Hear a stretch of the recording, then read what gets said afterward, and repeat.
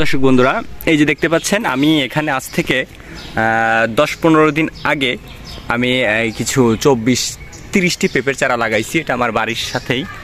তো এই পেঁপের চারাগুলোতে আজকে আমি উপযুক্ত, এর আগেও কীটনাশক প্রয়োগ করেছি এবং উপযুক্ত সার এবং কীটনাশক প্রয়োগ করব এবং কি পরিমাণে কতটুকু প্রয়োগ করলে পরে গাছটা আগামী দিনে আপনার কোনো রকম রোগবালাইয়ের আক্রমণ হবে না এবং সর্বোচ্চ পরিমাণে বড় হবে, সেটি আমি আজকে আপনাদেরকে দেখাবো।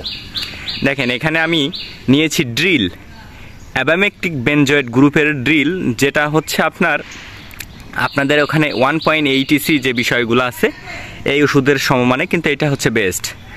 তো ড্রিলটা রাখতেছি হচ্ছে জাপ পোকা এবং চোষক পোকার জন্য। আর এটা হচ্ছে ম্যানসার কার্বেন্ডাজিম গ্রুপ এবং ম্যানকোজেব গ্রুপের ছত্রাকনাশক, যেটা ম্যানসার।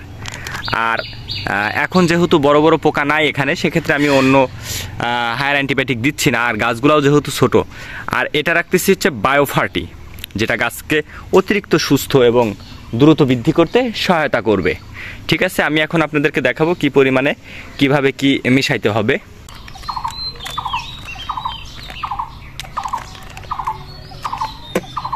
দর্শক বন্ধুরা, আমি আমার এই 15 দিন লাগানোর পরে যে পেঁপে গাছ, এটাতে ছত্রাকনাশক হিসেবে কার্বেন্ডাজিম গ্রুপ প্লাস ম্যানকোজেব গ্রুপের যে ছত্রাকনাশক, এইটা প্রয়োগ করতেছি। এখানে 10 লিটার পানি আছে। 10 লিটার পানির জন্য আমি এটা প্রয়োগ করা যাবে হচ্ছে আপনার 16 লিটার পানির জন্য আমরা ইউজ করি হচ্ছে 30 গ্রাম, অর্থাৎ যত লিটার পানি তার ডাবল। তো সেক্ষেত্রে আমি আনুমানিক দেবো 20 গ্রাম, যেহেতু গাছ ছোট। ঠিক আছে, এখানে আমি আনুমানিক 20 গ্রাম দিয়ে দেব। ঠিক আছে, এটা গাছের মাটিরও সুরক্ষা প্রদান করবে এবং গাছের পাতাটাকে সুরক্ষা প্রদান করবে। এইটা হচ্ছে ড্রিল, অ্যাবামেকটিক বেনজয়েড গ্রুপের চোষক পোকা আর হচ্ছে আপনার থ্রিপস পোকা, জাপ পোকা যেটাকে বলে, ওইটার জন্য আমি 10 লিটার পানির জন্য আমি সর্বোচ্চ ইউজ করব হচ্ছে আপনার এই যে দেখতে পাচ্ছেন 10 মিলি একটু কমই দিচ্ছি। এইটা গাছের বায়োফার্টি, এটা বেশি কম দিলেও সমস্যা নেই, এটা গাছের অতিরিক্ত সুস্থতা প্রদান করবে। এই বয়সে গাছটাকে আমি আরও একটু অতিরিক্ত সুস্থতা প্রদান করতে চাই, তাই এই বায়োফার্টিটা এখানে আমি দিয়ে দেবো হচ্ছে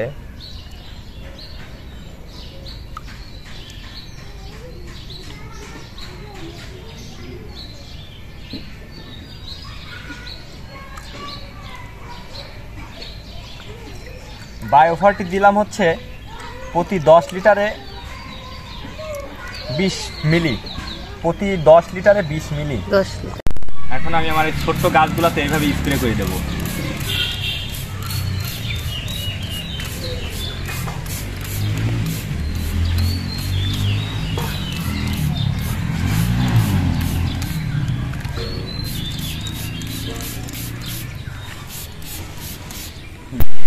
এরকমভাবে প্রতি সপ্তাহে আমি সেম স্প্রেটাই করব।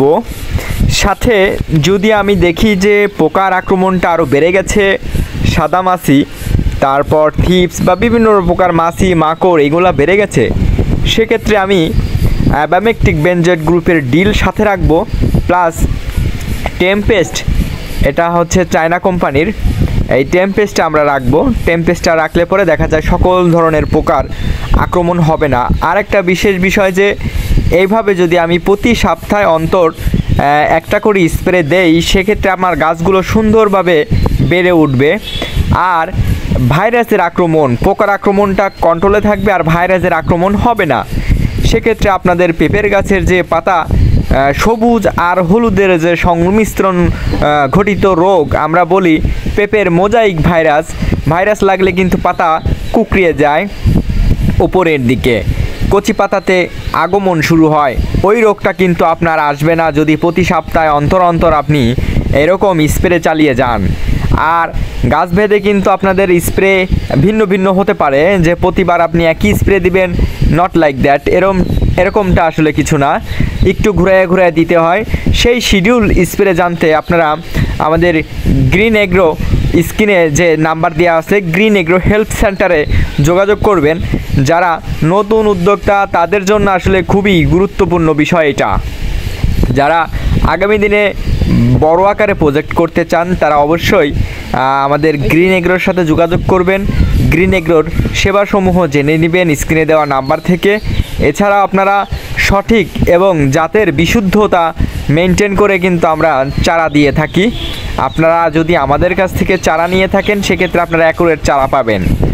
আর সকল যে ভাইরাসের আক্রমণ যেন না হয় এরকম চারা পেতে আমাদের সাথে যোগাযোগ করবেন। কারণ আমাদের কাছে যে চারাগুলো আমরা দিই দেখবেন যে আপনারা বিভিন্ন জাতের চারা নিয়েছেন কিন্তু সেই গাছটা কিন্তু 3 মাস বয়স পর মোজাইক ভাইরাসের আক্রমণ হয়। তো মোজাইক ভাইরাসের আক্রমণ যাতে না হয় এরকম চারা পেতে আমাদের সাথে যোগাযোগ করবেন। আর দর্শক বন্ধুরা, আপনারা আপনাদের বাগানের সঠিক পরিচর্যা যদি পেঁপের বাগানে না করেন তো আসলে পেঁপে চাষটা কঠিন। কারণ হচ্ছে এর অনেকগুলা সমস্যা আছে। যেমন এই বাগানে যে দেখেন গাছের গোড়ায় কিন্তু মাটি নাই। আমি আগামীকালই কিন্তু গাছের গোড়ায় মাটি দিয়ে দেব এবং কিছু পরিমাণে খাদ্য দিয়ে দেব। আর সেই সাথে আমি গাছের গোড়ায় মাটি দিয়ে দেওয়ার বেডটাও তৈরি করে দেব। কারণ এখন হচ্ছে বর্ষা